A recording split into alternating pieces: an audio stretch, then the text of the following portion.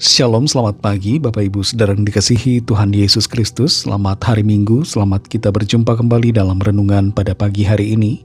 Kiranya saudara semua selalu ada dalam keadaan yang baik, sehat, penuh sukacita, kuat dalam iman dan berlimpah dengan berkat Tuhan.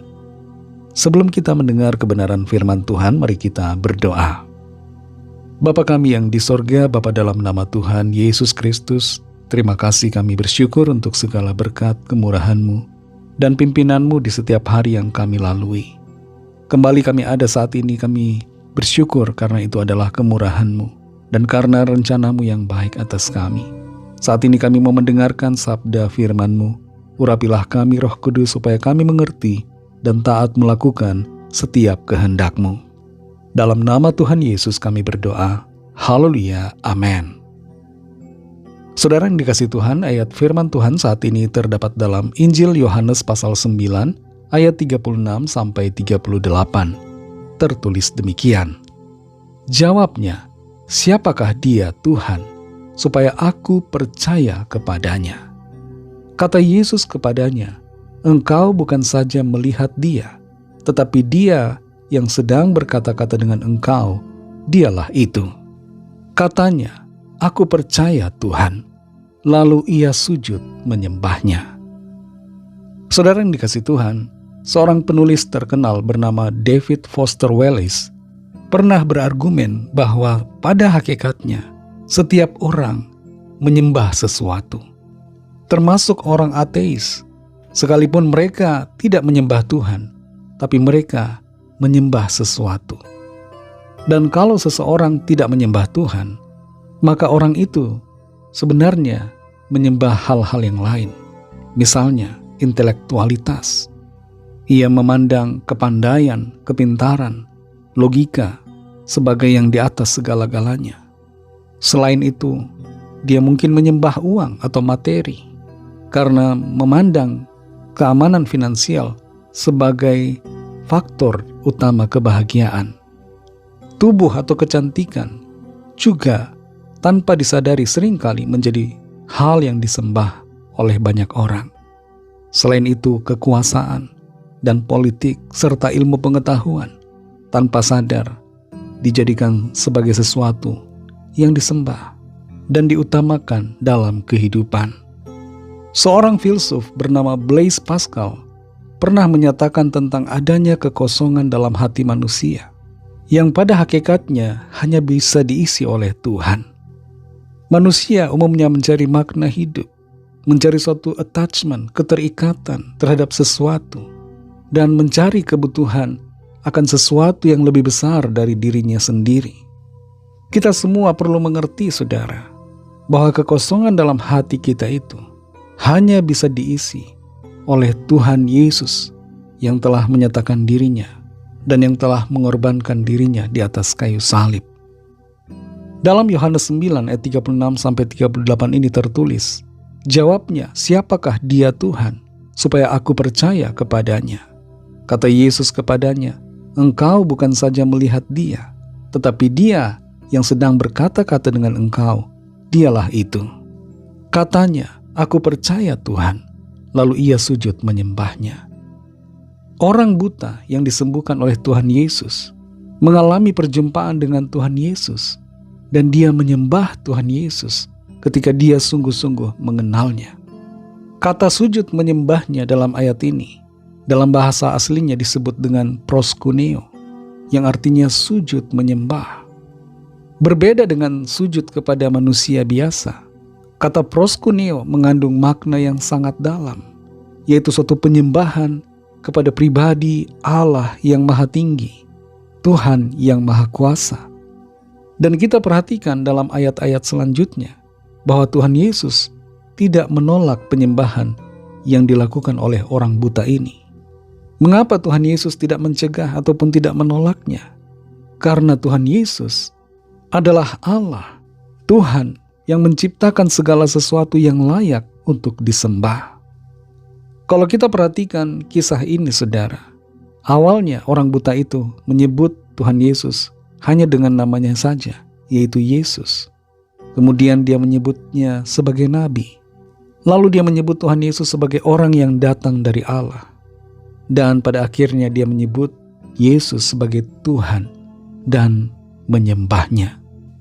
Pengenalan kita yang benar akan Yesus Kristus akan berujung pada penyembahan kepadanya. Karena kita mengetahui dan menyadari bahwa Yesus Kristus adalah Tuhan dan Allah. Saudara yang dikasihi Tuhan, adakah kita sungguh-sungguh mengenal pribadi Tuhan Yesus? Ataukah kita hanya ikut-ikutan sejak kecil karena dilahirkan dari keluarga Kristen, di mana orang tua mengajak kita ke gereja, ke sekolah minggu? Adakah kita sungguh-sungguh mengenal pribadi Tuhan Yesus dan sungguh-sungguh memiliki keputusan dari pribadi kita sendiri untuk menyembah Dia? Marilah kita hidup dalam penyembahan kepada Tuhan Yesus, karena Dia adalah Tuhan dan Allah. Dialah Mesias, Juru Selamat. Dialah satu-satunya yang layak untuk dipuji dan disembah. Kalau ada di antara saudara yang belum percaya kepada Tuhan Yesus Kristus sebagai Tuhan dan Juru Selamat, mari ambil waktu saat ini untuk menerima Dia sebagai Tuhan dan Juru Selamat saudara secara pribadi. Ikutilah doa saya. Tuhan Yesus, aku percaya Engkau adalah Allah yang telah datang sebagai manusia. Engkau mati disalibkan untuk penebusan segala dosa saya. Engkau bangkit di hari ketiga, naik ke sorga dan akan datang kembali di akhir zaman. Aku percaya kepadamu Tuhan Yesus. Engkaulah Tuhan dan Allah, dan aku mau menyembahmu selalu. Ampunilah segala dosaku dan terimalah aku sebagai anakmu, dan pimpin hidupku sekarang dan seterusnya. Amin. Bagi saudara yang baru saja menyatakan iman percaya kepada Tuhan Yesus, teruslah belajar firman Tuhan, bacalah Alkitab dan berilah diri saudara dibaptis, serta layanilah Tuhan dan kasihi Tuhan Yesus sampai akhir. Bagi saudara semua pendengar renungan saat ini, mari kita berdoa. Terima kasih Tuhan Yesus, kami bersyukur kepadamu oleh karena firman-Mu yang sudah kami dengar. Kami mengerti Engkaulah pribadi Tuhan yang satu-satunya, yang layak untuk kami puji dan kami sembah. Engkaulah Tuhan dan Allah kami.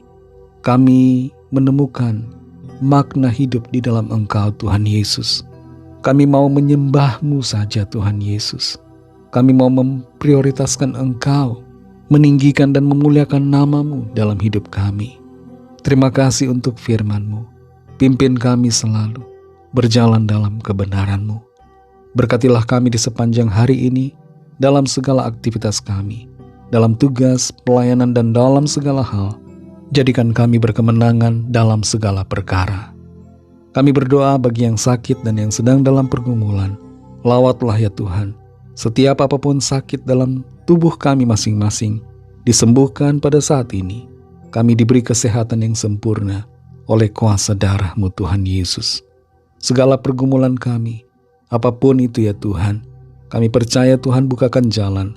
Ada solusi ajaib dari Tuhan, mujizat-Mu dinyatakan. Kami serahkan semua ke dalam tangan kasih-Mu. Dalam nama-Mu yang kudus, nama Tuhan Yesus Kristus, kami sudah berdoa dan mengucap syukur. Haleluya. Mari sama-sama kita berdoa, doa Bapa kami. Bapa kami yang di sorga, dikuduskanlah nama-Mu, datanglah kerajaan-Mu, jadilah kehendak-Mu di bumi seperti di sorga.